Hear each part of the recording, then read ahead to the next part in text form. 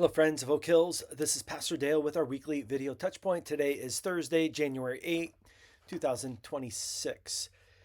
For our Points to Ponder article, I am doing an article previewing our new sermon series starting this Sunday. And this is titled, Why?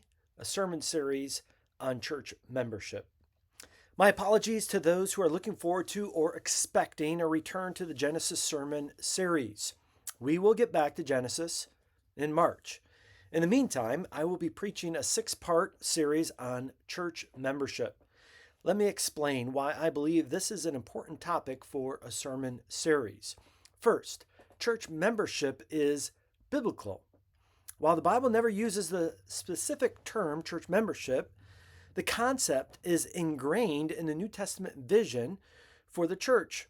From submission to church leaders in Hebrews 13, to bearing one another's burdens, to Galatians 6, to using gifts to serve one another in 1 Corinthians 12, to the practice of church discipline in Matthew 18.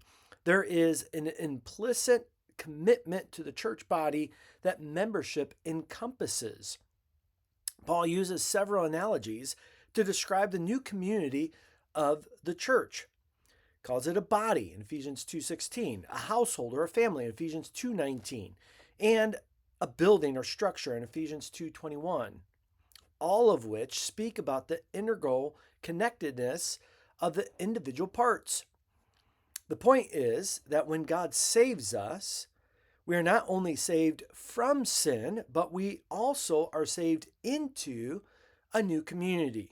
Our salvation and our relationship with God is not merely private, but it also involves our commitment to a church body. Church membership represents our understanding of and commitment to God's saving work in building His church.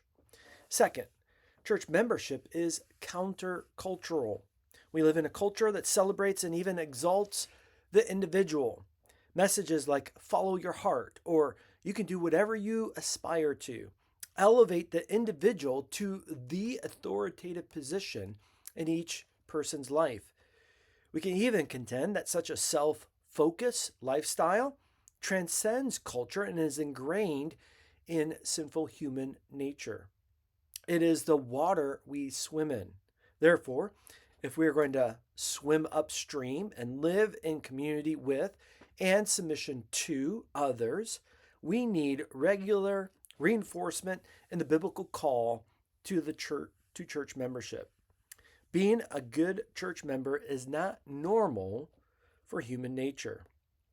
Third, the health of the church is directly proportional to the health of her members. The saints, i.e., the members of the church, are called to do the work of ministry in the church. When the whole body and each part is working properly, the body grows so that it builds itself up in love. This is Paul's message in Ephesians 4:12 through 16. I pray regularly that Oak Hills would be faithful and fruitful for the sake of the gospel. It takes all of us working together by the empowerment of the Holy Spirit to be faithful and fruitful. I pray that this series would be an encouragement to our members to continue to support the church in its worship and work to the best of each one's abilities. Fourth, the elders admit that we can do better in training and reminding our members of their privileges and responsibilities. In welcoming visitors and introducing Oak Hills to new people, we have sought to not overwhelm people with information and meetings. For those who take the next steps of becoming members, though, we want to take more time helping our people understand the responsibilities and privileges of membership. This series will walk through the 5 membership declarations and promises each member makes, highlighting the meaning and significance behind each one. For some of our members, this will be a review and refreshment of the obligations they have assumed. For others, this may be the first in-depth study on these topics.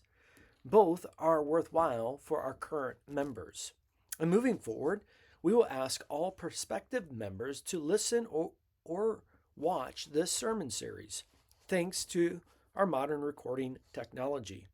The significance of your membership in a church is worth the time to learn and understand. I pray this sermon series will bless our church as we consider God's call to the new community. We are, quote, members one of another, Romans 12:5. We have obligations to one another, and our members have assented to declarations and promises to the church body. As we each work properly in the body, may God be pleased to build us up in love. May we make known God's astonishing grace in this community while serving together as members. Some highlights to draw your attention to. Not only are we starting a new sermon series this Sunday on church membership, we are kicking off Sunday school this Sunday. We'll have classes for our kids, and there's a new adult Christian education class. Bill Burns is teaching on the Christian's finish line, the chief's end. What this class is focused on is things that we often don't think about or just want to put aside and not prepare for or think about. And that's things related to the end of life and finishing the Christian faith well.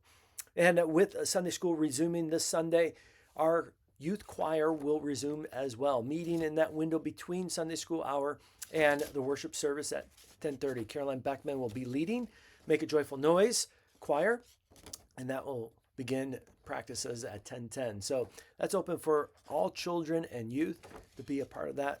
Love for you to come out. Come Sunday, 9:30 for Sunday school. Be a part of that. I want to remind you of our missionaries of the month. We're praying for Ben and Julie Jensen. They serve with Mission to the World in Nagoya, Japan, on a church planting team and a college student outreach team. Pray for their ministry and their connections there and the opportunity to share the hope of the gospel in Japan. Looking down the road here in January, there is a special meeting on Sunday, January 18 at 6 p.m. right here at our church for an informational meeting about our New Song church plant. Pastor John is going to be sharing his heart, his passion, his vision for this church plant and what does it look like to be involved. I would love everyone at Oak Hills to come to this meeting. We want to all stand together in supporting and encouraging Pastor John and Abby as they go to start this church, and anyone who is interested in joining them and being part of the church plant. We want to bless and encourage. It's a great work. It's a great opportunity to see the gospel go forth in our community. So that's Sunday, January 18 at 6 p.m. Then looking a little bit further down the road, we have our annual congregational meeting scheduled for Sunday, February 1st.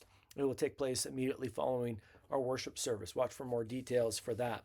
And then highlighting some details for our women's ministry.